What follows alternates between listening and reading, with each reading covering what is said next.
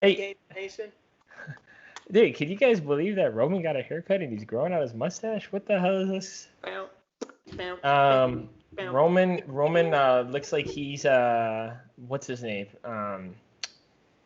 Jake Gyllenhaal in Jarhead right now. You I'll literally take look it. like a young Jake Gyllenhaal in Jarhead. That movie was actually pretty crazy. Let us know in the comments if you've watched that movie before. It's pretty messed up. It's kind of like the military movies though, like Full Metal Jacket. That's a pretty messed up movie too. It's like funny in the beginning and it gets like really messed up. But yeah, guys, we hoped you liked the last episode. We're on episode 79. We're almost to 80. If you guys haven't listened to it, this will be like a part two. So we went over, is bodybuilding healthy? And pretty much the main topic was bodybuilding as like a lifestyle. So like hypertrophy training, and if it's healthy, why it's healthy, and some of the reasons why we currently still do like bodybuilding type training today. So if you didn't check that out, check out the first one. You don't need to check out the last one to understand what we're talking about today, because it's like a part two, but it's like kind of like a new story. If you guys ever watched American Horror Story, it's kind of like that. Every season they have the same characters, but it's like a different storyline type deal. It's not like a running season, like where like typical seasons are. So we're gonna talk today. Oh, but first, let me tell you guys something. I went to the Lakers playoff game yesterday against the Suns. Holy cow, that was. I've never been to a playoff game before, but if you ever get a chance in your life and you like basketball, go to a playoff game. It is intense. There is a lot of people there. Also, too, I know a lot of people, like obviously that listen to this podcast, like on our side from Chicago. The Suns Stadium is literally like half the size of United Center. Like literally, it felt like I was at a college basketball game. Yeah. So Dang. so their highest section is 200. So it's only like two sections pretty much, and like there's like courtside seating, I guess, if that counts as like a third layer. Yeah. But we were 200 level, and like we were like we weren't the highest up, but like I saw like everything. Like I got to saw like the people's like face like crystal clear. So like you think like when you're in a basketball stadium like at the highest level, you wouldn't see as much, because at the United Center some people have to use like binoculars because of the fact that it's so big. Because I think Yeah. United Center has 400 sections, so 4 floors. So that was really interesting. Going in as a Lakers fan, though, it is always rough. It reminds me of those days at the Soldier Field where I wore my Vikings gear and the fans are really not respectful. It's kind of weird to see that, but hey, you know, what can you do? You can't stop everybody. But that was pretty cool. Also, an update before we start, since Roman's still jogging away and just grinding. I did set up a doctor's appointment for not this Tuesday coming up, but the Tuesday after. So I'm still experiencing some pain on my right side. Honestly, like today, you know what? Today's the hottest day it's been so far this year. It's actually going to hit 106 in Arizona today. Honestly, with the heat being hotter, I don't know if it's like placebo in my head, but it feels a lot better for my pain management because when I'm outside, I barely feel anything. When I'm in the 100-degree heat, and I know a lot of people do say heat is like really good for like injuries and wounds and all that. I learned that from Andrew Huberman, one of the episodes of the podcast.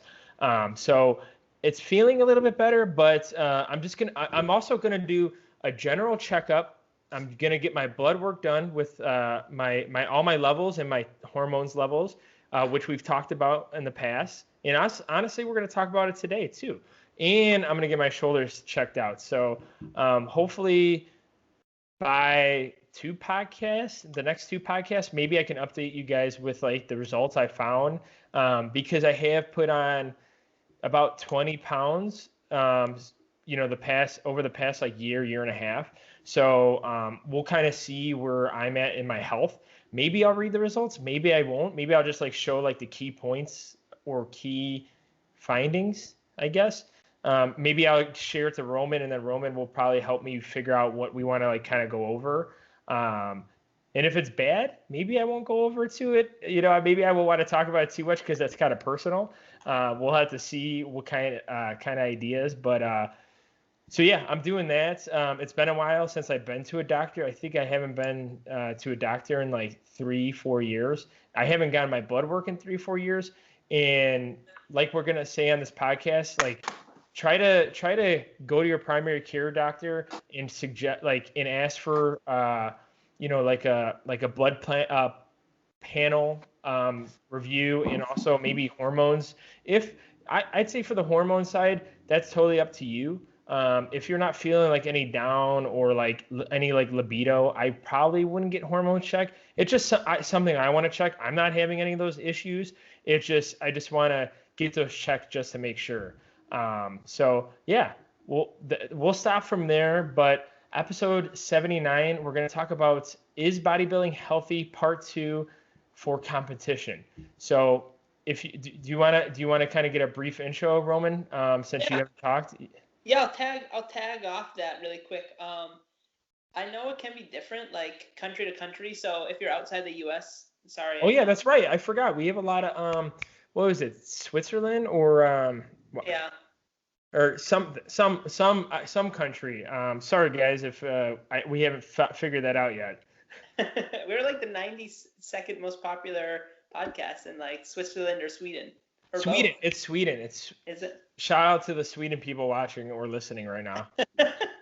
Yeah. So if it's maybe they really into fitness, dude. Maybe they just love fitness. Heck yeah. I love it. We're all for it. So if that's the case, yeah, it's kind of sucky. Sorry about that. You might want to, if you're like in Europe and you're like socialized medicine, like in your country doesn't allow you to do that, maybe see if you can like go to a clinic like in a neighboring country if they allow it. But I would highly recommend people just having baselines, because then you have something to go off of. Because if you start to feel worse, let's say for example, if you like begin a prep and you like get your hormones like checked again and your test levels are like half or a quarter what they were the last time you tested, and you felt like by all other like different metrics you felt great, then you could say, okay, whatever I did, it tanked my test levels. Okay, yeah. I'm like at 7% body fat. Like I've never been this low before. My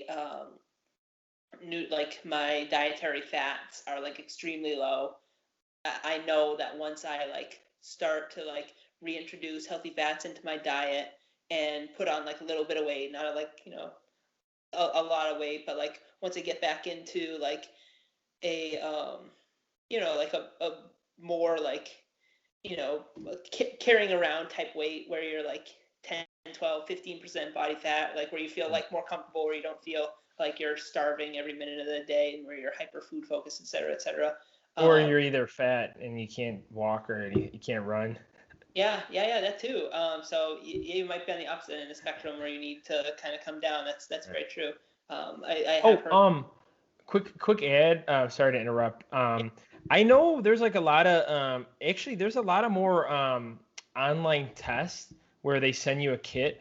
I've been seeing it a lot more. Like I've seen like saliva testing for testosterone for men, and I've seen like some ads about it. I don't know like the background of it or like the guarantee the accurate results. I wonder if they do that international. I know maybe not because compliance issues, ? If anyone's out there and knows compliance like with like that stuff, but like I know there's a lot of like online centers where they will tell you to go somewhere either physically or they'll send you a kit. Most likely you're not going to get the home kit for blood. So don't think they're going to send you a kit like, hey, draw this blood, Mr. Roman, like, draw this blood and send it back to me. Next thing you know, Roman's in the ER. But no, the home kits are most of the time just saliva. And I don't know how accurate that is or I don't know how accurate those tests are, those home saliva tests. Yeah. But yeah, Roman, take it from there. Let's start with you, buddy. What do we want to start off with? Yeah, good point. I'm not really sure what those home saliva tests. Yeah, I just saw it on Instagram. Yeah. I've definitely heard of it before. Let me make a quick note because I'll look into that, and then maybe we can have a post where we can kind of clarify on our IG. I think that would be helpful. I'm just going to take a quick note, folks. Research saliva tests for hormone testing for GP. Yeah, I don't know if that saliva test covers like full panel. I just think it's just hormones, but I don't know if there's like a home kit for like full panel. Because I feel like you might need to get blood work done. Yeah, I think so. I think there's very limited information that you can actually pull from saliva. Like you can, depending on like the swab, like if you get like a piece of your like your cheek, for example, you can get like some DNA in there. So for at least like crime labs, I think that's what they'll usually do is they'll like try and get like a piece cheek. of, yeah, piece of cheek in there. Yeah, everyone likes a piece of cheek. But I'm not like I don't work in a crime lab, so I don't know like the specifics behind it. I have done like the testing on like the gels before, but that was like forensic science in high school, and it's been like a decade since then. But that was pretty cool. Yeah, I did 23andMe, and they actually do some. You know what? They actually do quite a bit. They actually do health reports and stuff from the cheek swab. Okay. I think they do it like I think they make you do it like twice before you send it in, and they give you a box. But yeah, so like they give you health highlights too. Like, so I have like a slight increased risk of Alzheimer's, late onset. It says variant detected for macular degeneration, age-related macular hereditary hemochromatosis, variant detected in hereditary fructose intolerance.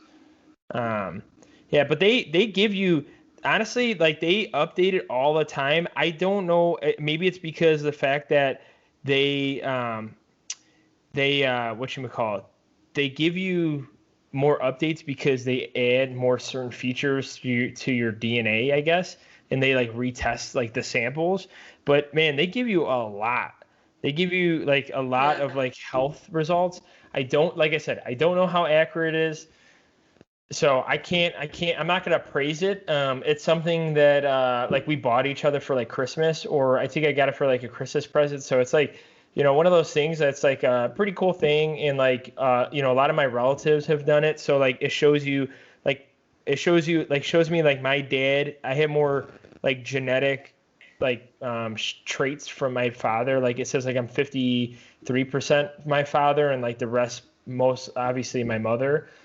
So it's like it says like I take more after my father than my mother right now. So, Interesting. Yeah. Wow. That's pretty cool. But anyways, bodybuilding competitions, are they healthy, Roman? Yes, no. We're gonna end the podcast now. No, I'm just kidding. Okay, so one of the things we were chatting about a couple minutes ago before the internet was kind of wonky. Sorry about that, folks. Was if you haven't before, I would highly recommend that you get like a broad spectrum blood panel performed, so you have baseline for certain numbers, because when you are dieting, depending on how long you set up your diet, you are going to, like, the goal is to get to very low body fat percentages, and in doing so, many individuals will say that like it does tank their hormones, and that's just a side effect of having very low dietary fat. Most people will have a high protein, so typically between like 1.8 to 2.2 grams per kilogram of body weight per day in their diet. Excuse me, that's protein. Carbs are usually like pretty high, although that's where you do tend to pull from. And then I think the recommendation is to never drop below 10% for fats, but I'm sure some people do end up doing that, especially if you have extremely like really lean meats, like chicken, for example. If you use like certain types of like Greek yogurts or different protein sources, they might be extremely low on fat. So I wouldn't recommend a diet that drops below 10%. any like reputable source that I've ever like looked into, that's what they always say. But do people do that? Of course they do. So if you're not getting dietary fat, that means that your cholesterol levels are probably going to be dropping quite considerably. And if that's the case, you do need cholesterol for various cellular functions, as well as hormonal like function. So that will probably tank. That's what people usually will like self-report, is that they feel low energy, low libido, hyper food focus. So in that regard, is it healthy? Not super healthy, I'd say. But you're going after a goal. It's a short-term goal. You pretty much just like dig as deep as you have to for a short period of time, meaning anywhere between, if you're like natural, and that's really where we'll focus, because that's where we're both at currently. Probably like 20 to 24 weeks on average is probably what like a natural bodybuilding competitor is looking at for their dieting cycle, depending on like what your beginning like weight is, and then like whatever your like desired like stage weight is, like whatever your conditioning is going into the prep. So there will definitely be some things to plan along the way, and it's highly recommended that you do come up with a plan, so that when you run into some roadblocks and some issues, which you undoubtedly will, that you can kind of face them like head on. Just like as a quick aside, or a quick quick note to that, I did like a short little diet last summer. Didn't really set it up super well.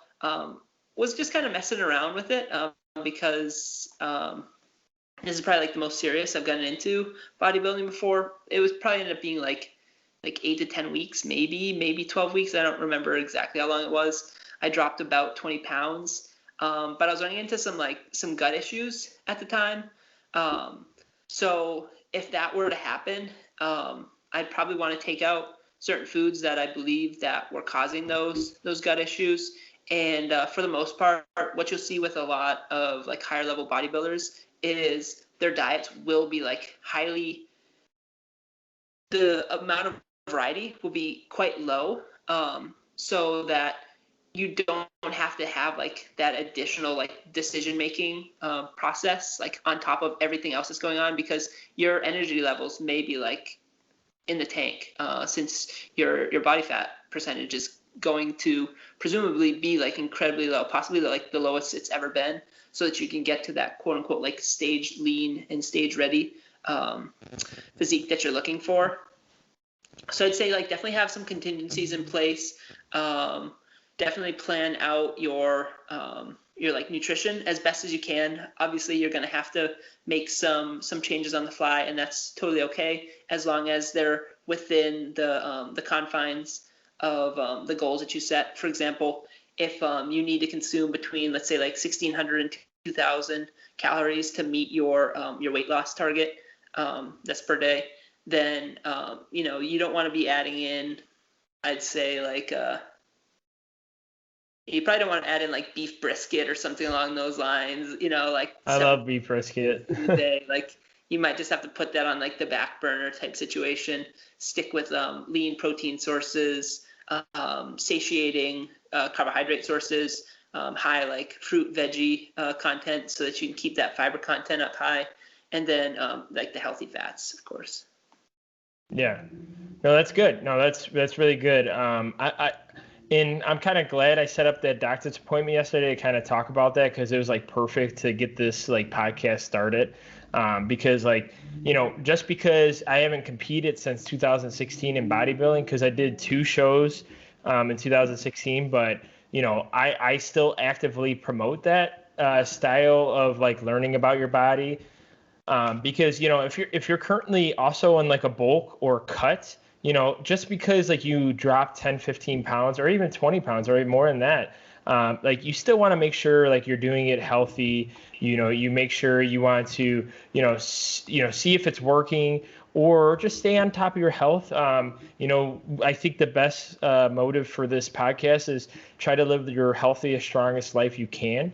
But yeah, like for the competition side, like from my own experience, it can be healthy, but the competing like style and like way of life, if you hear a lot of like feedback from actual bodybuilding and bodybuilders, it's not so healthy. I don't know like the longevity of it. Like if you keep competing, I know natural, it'll probably be better in the long run compared to like, using. But there's just like no stats on like what the longevity is. Like if say like this person competed for 12 years and they lived to 80 years old, and this person was about the same weight, but not as like, muscular mass, and they lived to 70 years. That data is not out there. So to say like one thing's healthy or not, it's kind of like, it depends, like Roman and I always say. And also you guys probably hate when we say it depends, because I feel like we say that about like every subject. But you know what? I think bodybuilding can be healthy and not healthy at the same time.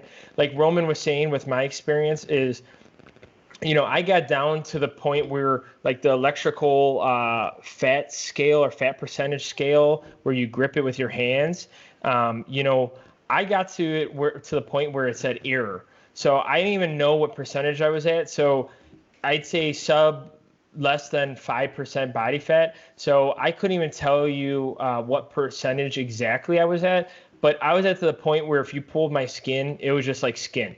It was like not fat at all. Besides like the only place I like held fat, like pretty much was like my butt and what else? Probably I don't even know. My thighs were pretty like shredded, but pretty much the only fat I was carrying was probably in my butt and like, my bone structure and, like in pretty much my muscles. That's the only thing I'm holding on to. But like for my experience myself, I did do a hormone test like after my 2 competitions, because after I was rebounding, recovery diet, whatever you want to call like the next step after bodybuilding, pretty much to get you back to like that normal hormone level. It took me a lot more than I thought to recover and rebound, because when I did do the hormone test after like I think 2 months of like rebuilding, my hormones were still like in the dark. So like the next thing was to just keep doing what I was doing, is like eating more, working out less, because like I didn't want to put so much strain on my body, and I was just trying to recover, sleep as much as I could. But like Roman was saying, like this is all about experience, like through my eyes. But I did have like very low energy, where the point was I'd work out and go to work, and I wouldn't make time for anything else besides eating. I didn't really have too much of like a social life, because I just didn't have the energy. Because like, I mean, I never showed it, but pretty much like after work, like I was just like sleeping on the train home, and then I'd get home, eat, and then if I worked out in the morning, I'd just try to watch Netflix, or I'd be going to the gym and then going right to bed at like 8 or 9 p.m. every day, because I would try to work out in the morning as much as possible. So, and then I also was like a bunch like food focused, like Roman was saying, but those are some of the things you're going to run into when it comes to competing. You just kind of have to either block it out, or try to, talk to someone and help you out. With my experience, like I told you guys in the last episode, I had a lot of family and friends supporting me. So it was a lot easier than probably someone would do on their own. Like I had people drive me to my competition, drive me home. I actually, when I competed in Ohio, it was about 7 hours away from where we lived at the time. And I had about like 8 people come out, like my parents, my brother, his wife, but girlfriend at the time. Like, and I had like 4 or 5 like actual friends to drive 7 hours. So it was absolutely amazing. It's like one of those things where it's like you don't know like who's actually in your inner circle until they actually do something like that, because it was only one night. they drove back like the same day, and it was 7 hours. So think about it. That's 14 hours of driving in one day just to see one person compete, and their routine is pretty much like 2 or 3 minutes long. So like I pretty much flexed. We went out to dinner and drove right back home. Like that's about it. But to that certain extent, like if I think it gets unhealthy when people are getting into the habit of competing show after show after show after show, where you're just like consistently in a diet. And I don't think the body, especially if you're a natural, I don't think the body can hold as good as someone that's like not natty. I think diet breaks are like crucial. Like even if you're like dieting for show, diet breaks are crucial. Recovery days, cheat days. Obviously, you don't want to cheat so much, but those are a couple of different like ways of saying it. You want to have support. I would say get it, like Roman was saying on the last episode, get a darn coach, or get a friend that pretty much is already personal training or training and would offer the free help. I think that's where it gets unhealthy, is when you don't have anyone to talk to. You're doing it by yourself, and also you're doing consistent shows, because when you're doing consistent shows, you do the blood work, you probably won't show up normal on the hormone levels anyways. Also too, those people that are doing their show, don't be afraid of that, because your hormone levels will drop a little bit. But once you rebuild, you will gain back like your normal like lifestyle. You'll be more focused, and a lot more that will come back to you once you become a little bit more healthier. So I don't want to discourage people on that, because it does happen. But if you could control it when you can, then you'll get to that point. I know we have like 2 or 3 minutes left, Roman. So do you have any final things you want to say before we head off, buddy? Yeah, I think that there's like more healthy ways to do it and less healthy ways to do it. Yeah. I would say just understand there's like a plethora of resources out there. So hopefully you utilize Gainz podcast as a resource. We appreciate that. But yeah, it might honestly be helpful for you to follow along with somebody else's prep on YouTube, for example. That's not the holy grail by any means, but at least you can kind of follow along, see what's like the day-to-day looks like for people. They'll most likely report like low energy level days. They might report like mood swings, mood shifts, sometimes like quite rapidly. Your energy levels are going to be low, so people can be like quick to snap sometimes. So it's important to let people know in your inner circle, hey, like I might not be like the best version of me like while I'm doing this, like sorry in advance, and like I'll be better like once I'm done. Like it's important to like realize that there will be some sort of like mental and psychological effects because of this. That's just part and parcel of the process. But if you really want to do it, and it's a goal that you set for yourself, I think it's a totally cool and awesome goal to set for yourself. Expect for your sleep to be crap, so you might want to dedicate more time, especially towards like the end of prep. I hear a lot of bodybuilders claiming that their sleep is just absolute garbage, 3-4 hours a night. They're lucky if they can get that. Or you just wake up early. Like like I used to work out at 5 a.m. I'd get up at 4, and I'd sometimes wake up at 3 a.m, 3:30, and I would just lay there because the gym opened at 5 a.m. So there's really nothing I could do. So it's like, you just sit there and just stare at the wall, or go on your phone, or, prep for the day and just get it all done. Because I used to work out and then just take the train downtown and go to work every day. It was just every single day like that. Yeah. Yeah. So, and that's also good routine, so that you can kind of like stick to it. You just know like what's next type dealio. There's like excellent resources. I think I already mentioned this, but you can check out Revive Stronger, for example. Yeah. He's got some great resources on like sleep hygiene. So trying to keep your room set up almost like a cave. 68 to 70, 72 degrees Fahrenheit seems to be like where people are most comfortable. Really dark. Get those like dark up shades if you can, or like hang up another sheet over the window, over the shades type dealio. Maybe even like invest in like a face mask or something that covers your eyes. Just like little things. That's part and parcel of the planning for it, if that's something that you want to do. I guess we kind of focus mainly on like prep and not so much on like massing and stuff like that. If you are a natural bodybuilder, and like you're just either just getting into it or like you've been doing it for a few years, kind of like along the same lines as you were talking about, like it takes us like much longer to build muscle. So I found it more helpful in like changing my physique to be in a surplus for longer periods of time. I think like Dr. Mike Izertel with